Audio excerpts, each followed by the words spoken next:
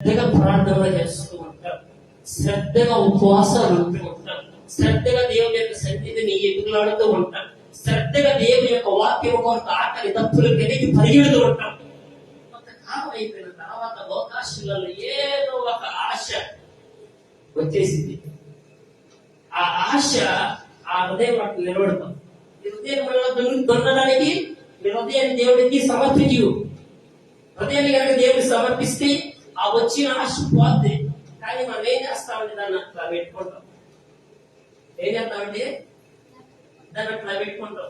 ఆ పెట్టుకున్న తర్వాత వెంటనే ఏమి జరుగుతుంది అంటే మరొక ఆశ, మరొక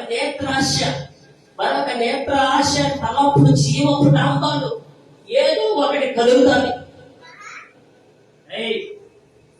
ఏదో ఒకటి కలుగుతుంది.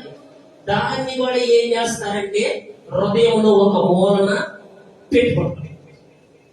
మెడకలు అయితే పొద్దు నాకేళ్ళు చెప్పండి, హల్లెలూయా హల్లెలూయా. ఏం చేస్తారు? మరొక ఆశ వచ్చినప్పుడు దాన్ని కూడా హృదయం అలా పెట్టుకుంటారు. ఈ పెట్టుకున్నది ఏమైపోతుంది? పీలు పడిపోతుంది. హృదయము కాఠిన్యం అయిపోతుంది. హృదయ కాఠిన్యమును బట్టి యెహోవా వారి యొక్క హృదయ కాఠిన్యమును బట్టి మనస్తాపపడెను. మనస్తాపం అంటే ఏంటంటే దుఃఖపడేను. మనకు అర్థమైతే భాషలో మాట్లాడాలంటే మనస్తాపం అంటే దుఃఖము. వారి యొక్క హృదయ కాఠిన్యమును బట్టి, అన్నిటికంటే హృదయము చాలా ప్రాముఖ్యమైనది.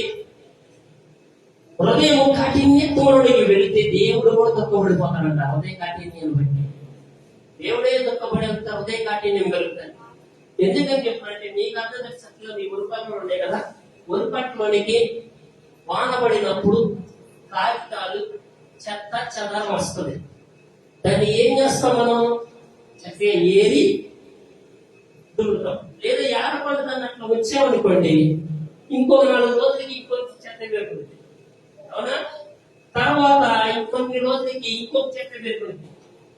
అట్లా దాన్ని ఆ పొలాన్ని శుభ్రము చేయకుండా, ఆ పొలాన్ని గనక శుభ్రం చేయకుండా ఉంటే ఆ పొలం ఏమైపోద్ది అని అంటే కొంతకాలానికి ఆ పొలం ఏమైపోద్దండి?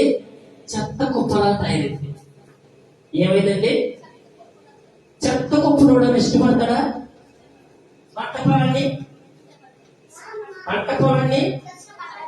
ఇష్టపడతాం. చెత్త కుప్పని ఇష్టపడతామా? చెత్త కుప్ప దేనికి ఉపయోగపడింది? చెత్త వేయడానికి ఉపయోగపడింది. పంట పొలం మన కడుపుని నింపింది.